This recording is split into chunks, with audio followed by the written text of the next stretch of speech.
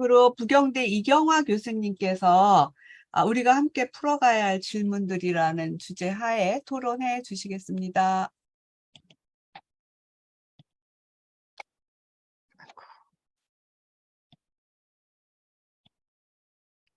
네, 반갑습니다. 부경대학교 유아교육과의 이경화라고 합니다. 주어진 시간 안에 간략하게 말씀을 드리면서 세부적인 내용은 원고로 대체하도록 하겠습니다. 발제하신 내용에 대해서 저는 전적으로 동의하는 바입니다. 현재 다양한 제안들이 나오고 있었죠. 8월 22일에 대표자 연대에서는 영호세 영유아 학교안을 제시를 하셨고, 작년 7월에 서울시는 4, 5세 의무교육안, 그리고 또 저출산 고령사회 아동 돌봄 포럼에서는 K학년제가 등장을 했었습니다. 근데 그 과정에서 여러 어려움에 대한 목소리, 우려의 목소리, 갈등들이 많이 드러난 것이 사실이죠. 저는 짧은 토론 시간에 어떤 반론을 제기하거나 하기보다 좀 오래된 질문이지만 아주 원론적이고 본질적인 몇 가지 질문을 함께 나누었으면 하는 마음입니다. 여러 갈등들을 보면서 참 마음이 아팠던 것이 8월 22일에 있었던 대토론회 때 거의 4시간 가까운 시간 동안 채팅을 통해서 이제 의견들이 등장을 했었는데요.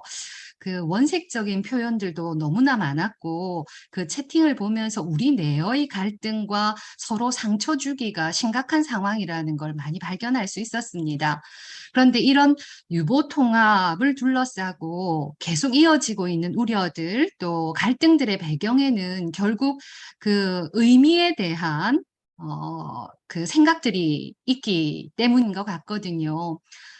너무 당연한 이야기인지 모르겠습니다만은 우리 분야에서 여전히 교육과 보육을 다른 것으로 생각하고 있죠. 그러면서 돌봄이 보육이고 교육은 돌봄에서 좀 벗어나 있는 것으로 생각하는 것, 그런 것이 이런 갈등의 배경이라고 생각합니다. 그러면서 유치원은 교육을 하는 곳이고 어린이집은 보육을 하는 곳이라고 이렇게 뿌리 깊게 생각하는 부분도 이게 누구의 관점에서 이렇게 지금 이야기를 해야 할까 하는 질문을 던지게 되는 거죠. 더불어서 물론 유아교육법에 의해서 유치원은 학교라는 명칭을 가지고 있긴 하지만 그렇다고 해서 어린이집이 학교가 아니고 교원이 아니라고 이렇게 이야기한다는 것도 우리 스스로가 아이들을 도대체 어떤 존재로 바라보고 있는가 하는 의문을 불러일으킨다고 봅니다. 더불어서 또 하나가 유보통합 또는 의무교육, K학년제 이런 이야기들과 더불어 공공성 강화라는 이야기가 계속 나오거든요. 그런데 공공성을 강화한다는 게 그야말로 국가나 지자체가 설립하고 운영하는 것, 그러니까 그러한 공적 영역을 확대하는 것만이 공공성인가, 그런 개념하고 왜 동일하게 우리는 생각하고 있을까? 더불어서 공공성과 의무교육을 유사하게 생각하고 있는 것도 우리가 지금 갈등을 겪고 있는 배경의 내용이라고 봅니다. 그래서 저희는 이제 유보 통합의 강론들이 굉장히 많겠죠. 교사 문제 어떻게 해야 되고, 물리적 환경 어떻게 하고, 예산 어떻게 하고, 굉장히 다양한 산적해 있는 강론들이 있을 텐데, 본질적으로 유보 통합을 뭐라고 우리가 합의를 해야 할까라는 이런 의문이 듭니다. 그래서 아주 본질적인 질문으로 교육과 보육이 정말 다른 것인가? 아이들 입장에서 이 둘이 구분이 될까요? 또는 구분을 해야 하나요? 또 법률상 학교로 명명된 유치원에서만 교육이 일어나는 것은 정말 아니지 않습니까? 또 교직 이수 우리가 실습을 포함해서 24학점인데요. 교직 이수 여부만 가지고 교사의 전문성을 이야기할 수 있을까요? 실제 교직 이수에 대해서는 무용론이 굉장히 많이 등장하고 있습니다.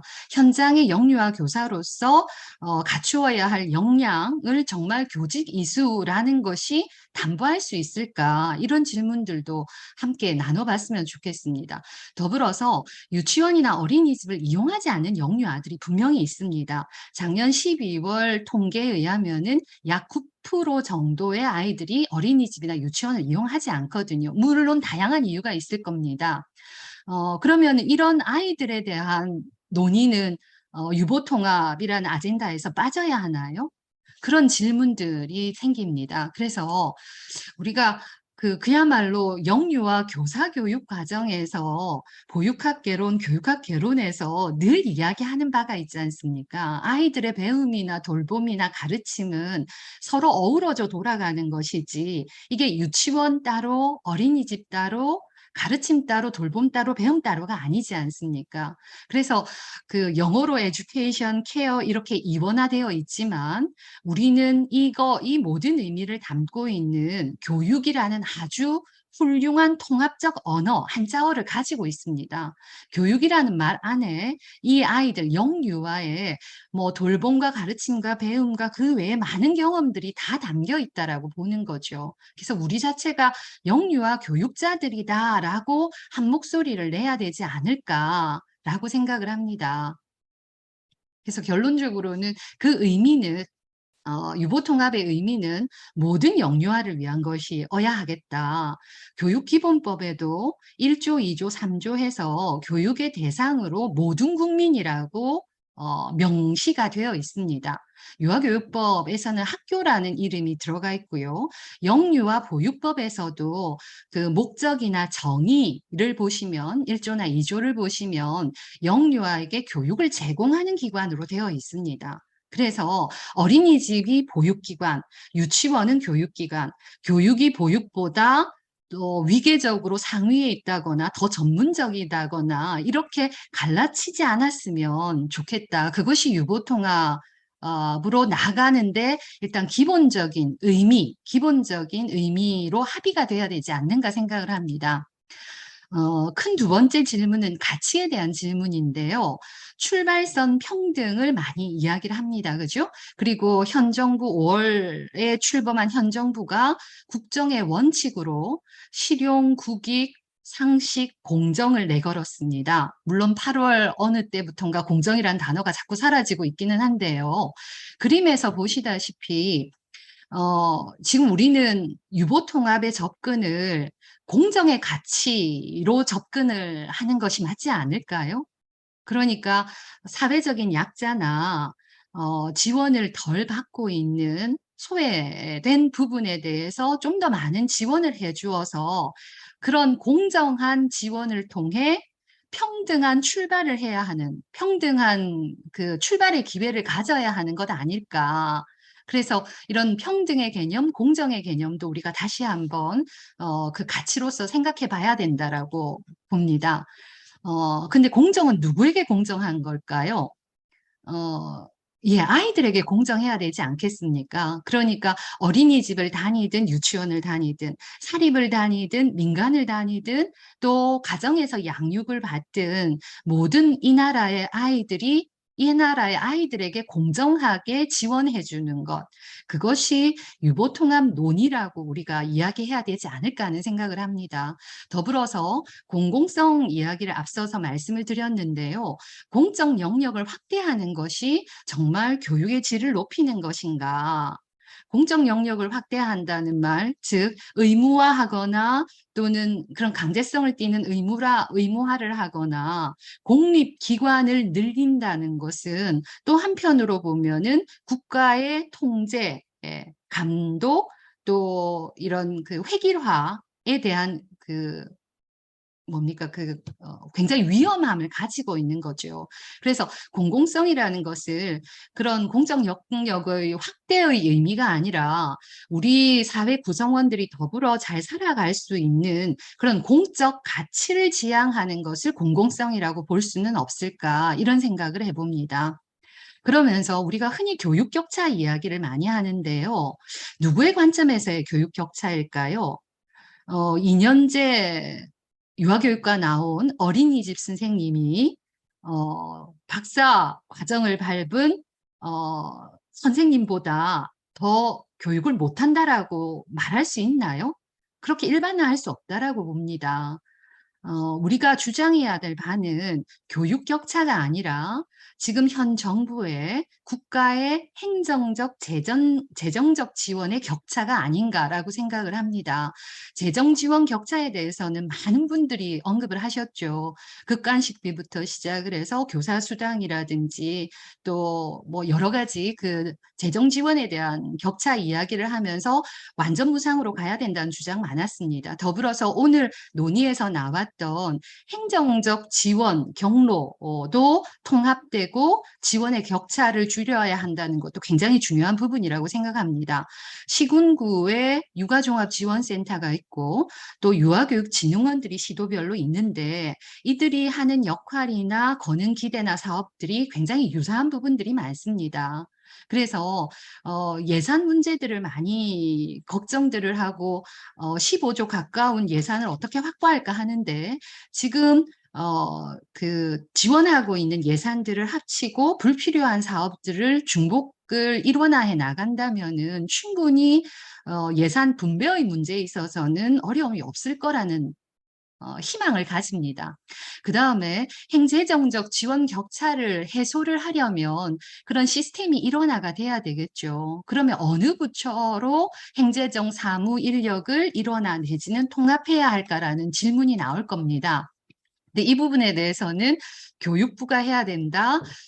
얼마 전 8월이었죠. 8월 25일이었습니까? 학부모 연대에서는 교육부가 했으면 좋겠다 하고 이제 성명을 발표한 적이 있습니다. 저 개인적인 입장도 사실 교육부로 시스템이 일원화되면 좋겠다. 그래서 뭐 베버리지 보고서는 사회복지적인 구호이긴 하지만은요. 요람에서 무덤까지의 교육을 일관되게 그러면서 종합적으로 지원 관리하는 시스템으로서는 저는 현재는 교육부가 더 적절하지 않은가 하는 것은 개인 생각입니다. 근데 앞서 여러분들의 의견과는 다를 수 있겠죠, 당연히. 그러면서 마지막 던지는 질문은 그렇다면 현 정부가 할 수 있는 일은 무엇인가라는 겁니다. 많은 분들이 30여 년 동안 해결하지 못한 문제들을 말씀을 하셨습니다. 그런데 참 해결하기 어려웠던 부분이 그 시스템을 통합하는 것, 유치원 어린이집에 대한 물리적 시스템 통합과 교사 양성 및 자격 체계의 통합 이런 부분이었지 않습니까? 저는 이 정부가 사실 거기까지 가기가 쉽지 않다라고 생각을 합니다. 그래서 현실적으로 현 정부가 할 수 있는 일은 뭔가 송대현 발제자님도 말씀하셨고 다른 분들도 다 같이 공감하는 부분인 것 같은데요. 부처 통합입니다. 현 정부 내에 부처 통합만 하면 그건 완전한 성공이라고 저는 개인적으로 생각합니다. 근데 이 부처 통합하기 위해서는 정부 조직법을 비롯해서 뭐 어떤 형태가 되었던 법률 재개정 작업이 필요하죠. 이게 얼마나 오랜 시간과 단계를 거쳐야 하는 일입니까? 그래서 윤석열 정부의 그 임기 내에 사실 부처 통합만 안정이 된다 하더라도 유보 통합에 큰 걸음을 걸었다라고 생각을 합니다. 그에 따라서 사무인력 배치와 예산 확보는 법률에 따라서 집행되는 부분이니까요. 저희가 한 목소리를 내야 될 부분은 법률 재개정 부분이 아닌가 싶고 유보 통합 추진단 는 이제 큰 그림을 그리시겠죠. 그 큰 그림 내에 현 정부가 할 수 있는 일만 우선적으로 우선 과제로 좀 제안해 주셨으면 하는 바람입니다. 마지막으로 희망 얘기하면서 마무리를 하겠습니다. 저희 그 영유아 교육 분야는 사실 굉장히 많은 일을 해왔습니다. 지금까지. 그래서 우리 어려웠다라고 하지만 그 안에서 여러 힘을 합쳐서 많은 것들을 이루어 왔었고요. 그럼에도 불구하고 지금 강론적인 입장에서 일어나는 갈등들 이런 부분들을 조금 더 넓게 보면서 통합의 방향에 대한 의미 또 통합 과정에서 우리가 추구해야 할 가치 그를 위해서 지금 당장 우리가 한 목소리를 내어서 법률 재개정 작업을 좀 진행해야 하는 것, 이런 것들이 우리 과제가 아닌가 싶고 충분히 해낼 수 있다라고 믿습니다. 빠르게 가는 게 아니라 바르게 함께 갔으면 좋겠고요. 우리가 아이들한테 사실 친구와의 갈등을 긍정적인 방법으로 해결하는 경험하도록 하잖아요. 그러면서 서로의 다름을 존중하자, 친구와 서로 도우며 사이좋게 지내자, 이게 저희 교육의 내용이고, 더불어 사는 사람을 로 추구해가는 것이 인간상으로 우리가 합의한 부분입니다. 예, 영유아 교육자의 한 사람으로서, 예, 그런 함께 힘을 내고 목소리 낼 수 있는 시간이 되었으면 좋겠고, 이런 토론회가 그런 기회가 될 거라고 생각합니다. 감사합니다. 네, 드디어 마지막 토론자 선생님의 발표가 끝났습니다.